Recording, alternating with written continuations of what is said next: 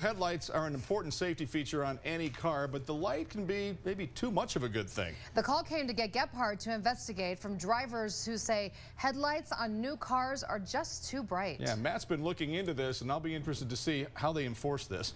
Yeah, not very well, as you're about to see, Sean and Mark. Surely you've noticed this yourself, though, right? Headlights, especially on new cars, they are bright. They're really bright. They kind of violate your pupil, right? Just how bright are these new headlights? I hit the streets with Utah cops to try to figure that out. What I found, there are very strict rules that regulate how bright lights are allowed to be. But those rules are nearly impossible to enforce. The sun sets, headlights click on.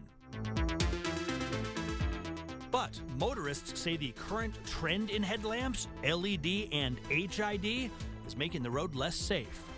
They get significantly brighter, especially with LEDs. Horribly brighter, because yes. They're bright as hell and they're distracting. The complaints, not just anecdotal. A study from the U.S. Department of Transportation found 88% of drivers notice headlight glare, with 31% calling it disturbing. And 1 out of every 100 drivers say that glare has led to either a crash or a near miss. Have you noticed any changes in the time that you've been driving around? The lights seem to be a lot brighter. State Trooper Justin Bowen works graves keeping our highways safe. Like just about everybody else, he finds himself blinded by the light. It's really hard to see, actually. Trooper Bowen agreed to help me with a little test to demonstrate the difference. On the left, my old car with old-style lights. On the right, his new car with LEDs. Which one looks brighter to you, just standing here? Definitely this one. That one looks brighter to you? Yes. Actually, not really. Using a light meter that I borrowed from our studio crew, we found that the two cars were pretty close in the amount of light that was actually coming out. So it's about 40. Right. So then why do the LEDs seem so much brighter?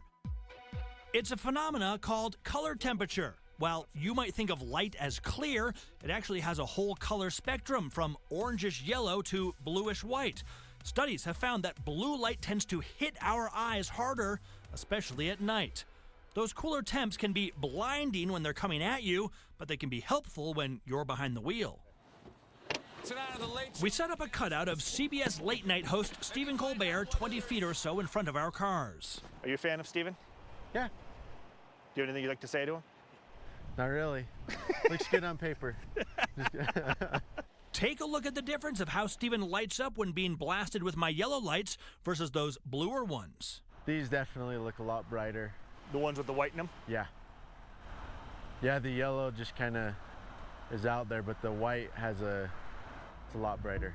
Now make no mistake, when it comes to headlights, there are very strict rules. How they must be pointed, what colors they can be, and of course, how bright is allowed. Are there laws on headlights? There are. What are they? So state law requires that there can't be more than 300 candle power from the headlights 75 feet in front of the vehicle. So even there, you still get this kind of glare. But enforcement of those rules is not happening in the state of Utah. All right, so this is our tint meter. You see, while troopers have tools to test window tint, blood alcohol level, even tire depth, what they do not have is any tool to measure whether or not the light coming out of a headlamp is within the legal limit. So we can look at it and say, wow, it's a bright light, but we don't have a tool necessarily that we're given to measure that.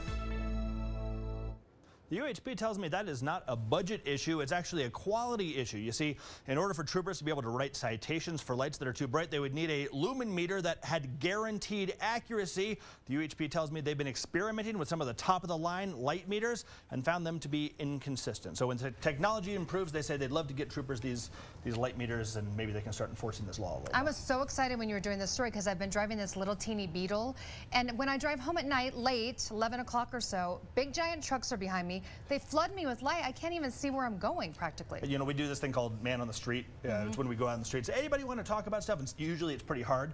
I went out and just said, hey, I'm doing a story about headlights. Has anybody noticed anything? And we were swarmed. Everybody wanted to complain about this. Yeah, so. and these kind of headlights are the new thing on cars, like these LEDs and the weird lights. It's kind They're everywhere, and you sure as heck notice them when they catch you in the eye just the wrong way, right? Good story, Matt. Good story. Interesting.